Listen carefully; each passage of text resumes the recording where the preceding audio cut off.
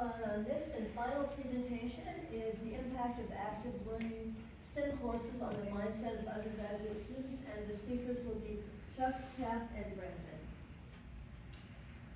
Thanks everybody, and thank you guys for the presentation so far.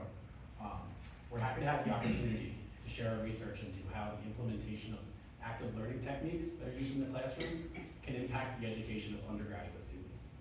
Our presentation will look at the significant positive effects of active learning techniques on a student's mindset.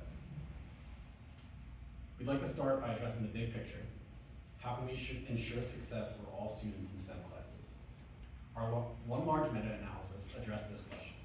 There are various contributing factors to a student's success, ranging from a student's motivation and levels of anxiety to a student's ability of self-regulation or handling responsibilities and the stress that comes along with them.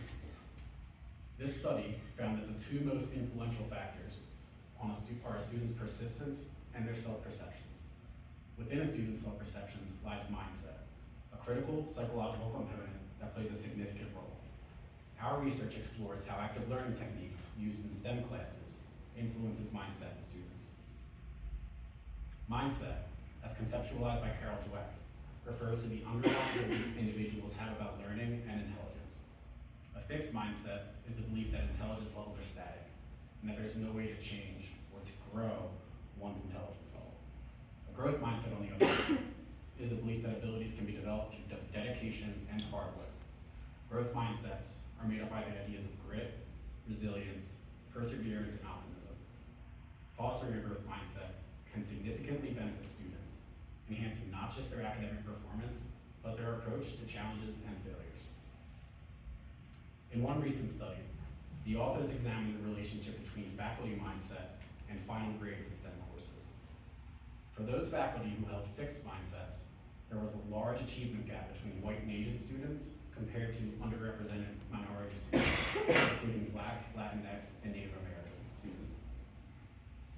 However, when faculty held growth mindsets, the achievement gap was significantly reduced, and the performance of all students improved.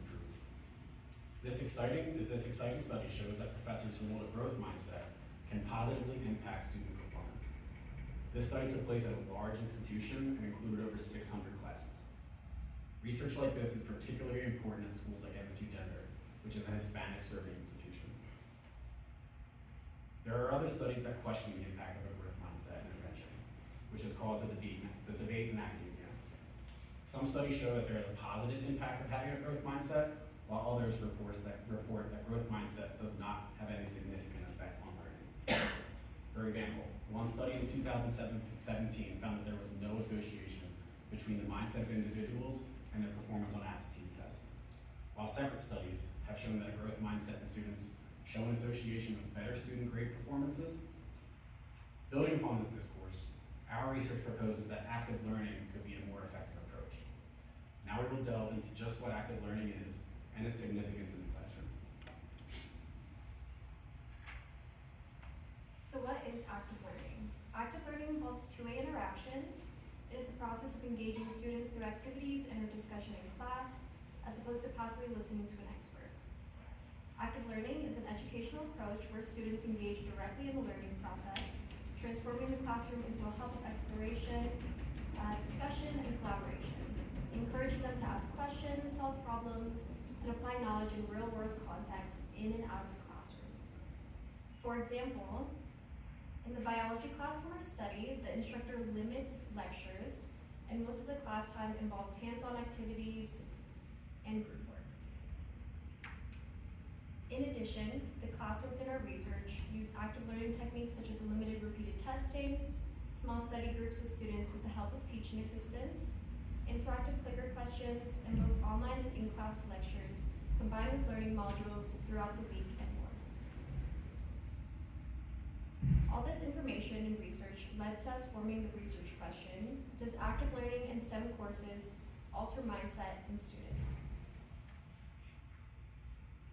For our procedure, we administered a survey to undergraduate chemistry, biology, and psychology students at the beginning and at the end of the semester. Surveys were administered in classrooms by research assistants, and the professors left the room.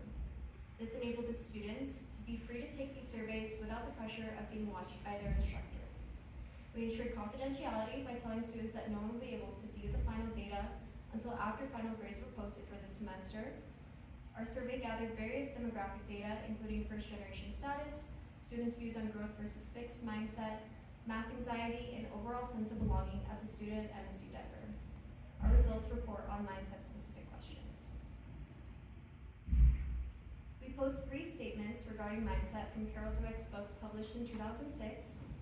These questions considered students' conceptions of intelligence and its components regarding themselves. These statements served as our guide in understanding the students' beliefs about both fixed and overall intelligence. They were: 1, you have a certain amount of intelligence and you can't really do much to change it. 2, your intelligence is something about you that you can't change very much. 3, you can learn new things, but you can't really change your basic intelligence.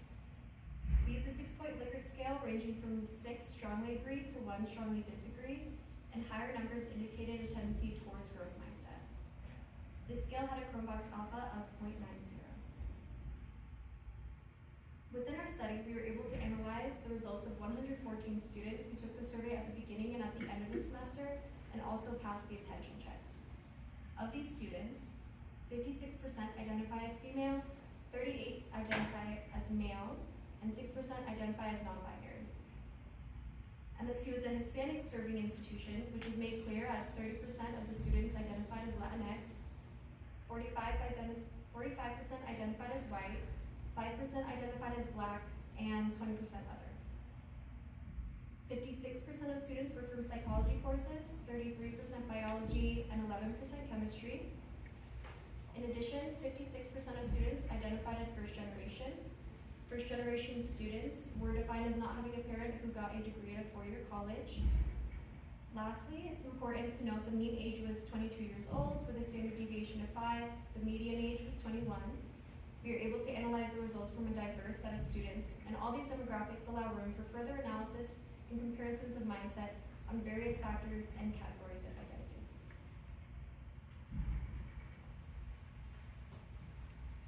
All right, so at the beginning of the semester, we first examined mindset for various demographics. The group we first looked at was gender. We compared all the mindset of these students at the beginning of the semester, and we found there was no significant difference between these groups. This was also true when we compared race and ethnicity. And lastly, we compared first generation and legacy students, and legacy students is defined as a student who has at least one parent who has completed either an associate's degree or a 4-year degree. So for our analysis, we administered the survey at the beginning of the semester and at the end of the semester, and it's depicted in this graph right here. So on the x-axis is the time the survey was given, either at the beginning of the semester or at the end of the semester. And then on the y-axis is the average score of mindset. And we compared students against themselves. And so if you look on the right graph, it's just a smidge larger, but when we ran our analysis, we got our paired t-test analysis, we got a p-value of 0.03, which indicates a significant change from a fixed mindset to more of a growth mindset. All right, so this is really important because our main finding is that active learning may facilitate growth mindset. And this is very important as to know what Chuck said earlier, is if a professor has a growth mindset, that can actually lead to a reduction in achievement gaps between white and Asian students and underrepresented minorities. And with MSU Denver being a Hispanic serving institution, it's paramount that we make sure that we can do as much as we can to not only foster growth mindset in the students, but also the faculty as well. So there were a few different limits. The first was that active learning was broadly defined. There was a point in the semester where we're like, oh, this is active learning. And some professors would be like, that's not active learning, this is active learning. Like, so we all have some idea of what it is, but it wasn't universally defined. And alongside that, each course and each instructor had various practices of what active learning is. And then there's also the fact that most students may have had other experiences outside of the classroom which influenced their mindset. And lastly, we didn't have any traditional format comparison.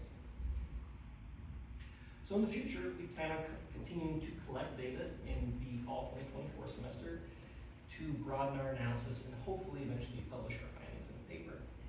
And And in this, we'll compare specific active learning teaching tools. So this way we'll be able to decide, is it unlimited repeated testing that is most effective? Is it warm-ups that's done before class that's most effective? Or is it something different that's most effective?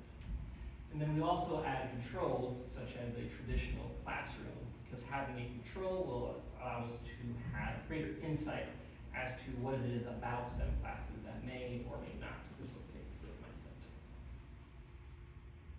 All right, so we do want to extend our heartfelt gratitude to the authors of the book Make It Stick, Peter Brown, Henry Rodiger, and Mark Daniel, as well as our entire research team right over there, because they were all very, very supportive throughout this entire process over the last year. It's been very much a labor of love. I know, that's everybody.